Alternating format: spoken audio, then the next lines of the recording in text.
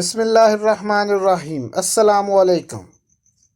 آج ہم آپ کو ایک جانور کے بارے میں بتائیں گے جو خلا میں بھیجا گیا، اور اس کے علاوہ اس جانور کا انتخاب کیسے کیا گیا اور کیوں کیا گیا، اس کی تربیت کیسے کی گئی، خلا میں بھیجنے کے بعد اس کے ساتھ کیا ہوا، دنیا والوں نے اس عمل کو مثبت قرار دیا یا کہ منفی۔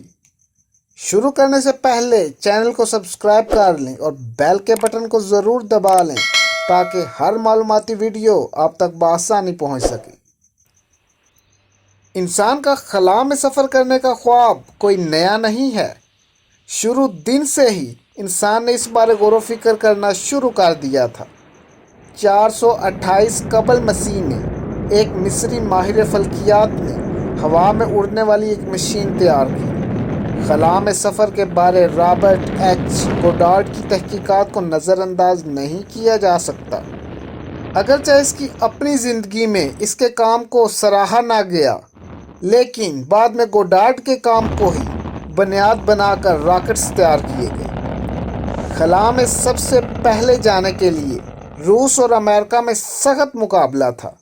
دونوں اس سنگ میل کو سب سے پہلے عبور کرنا چاہتے تھے۔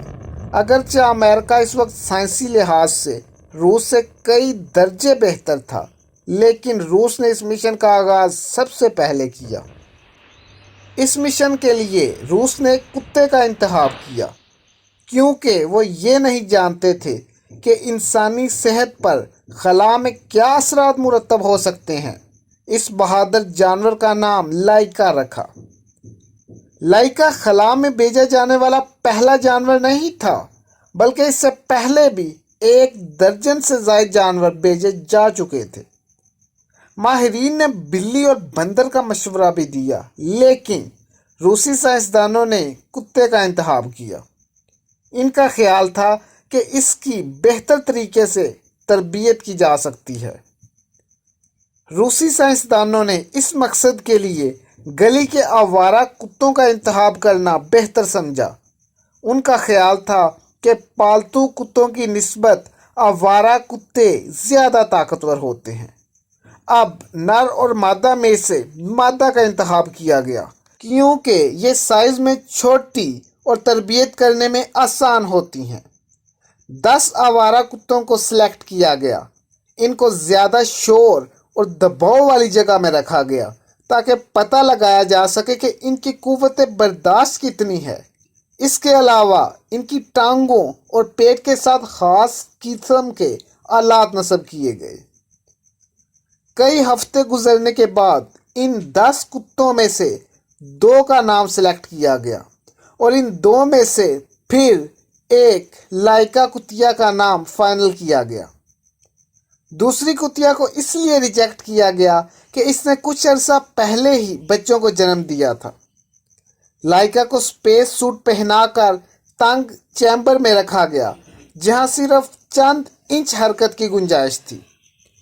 اس سخت ٹریننگ سے گزرنے کے بعد اس کو خلا میں سفر پر بھیجا گیا۔ کئی سال گزرنے کے بعد بتایا گیا کہ لائکا کی خوراک بہت کم رکھی گئی تھی، جبکہ کچھ کلو زائد رکھنے سے کوئی فرق نہیں پڑتا تھا۔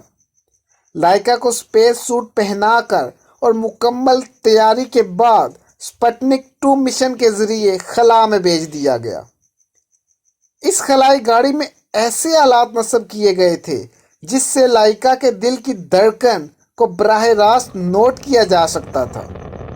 شروع کے چند منٹوں میں ہی لائکا کے دل کی دھڑکن اور سانس کی رفتار 3 گنا تک بڑھ گئی تھی۔ اس کے باوجود یہ جانور 103 منٹ تک خلائی گاڑی کے ساتھ محو گردش رہا۔ لائکا شروع کے چند منٹوں میں ہی مر گئی تھی، جسے روسی حکام نے اس وقت تو نہ بتایا، لیکن کئی سال گزرنے کے بعد یہ انفارمیشن لیک ہو گئی۔ اگرچہ 1950 کے عشرے میں کوئی خاطر خواہ جانوروں کی تنظیمیں نہ تھیں، لیکن لوگوں نے روسی حکام کو شدید تنقید کا نشانہ بنایا، جنہوں نے لائکا کو بحفاظت زمین پر لانے کے لیے تسلی بخش انتظامات نہ کیے تھے، اور اسے ایک خودکش سفر پر بھیج دیا گیا۔ اس کے علاوہ لائکا پر کئی کتابیں اور فلمیں بھی بنائی گئیں، جس سے اس کی طرف ہمدردی ظاہر کی گئی۔ دوستو، امید کرتا ہوں کہ آج کی ویڈیو آپ کو پسند آئی ہوگی۔ مزید معلوماتی ویڈیو کے لیے ہمارے چینل کو سبسکرائب کریں اور بیل کے بٹن کو ضرور دبا لیں۔ شکریہ۔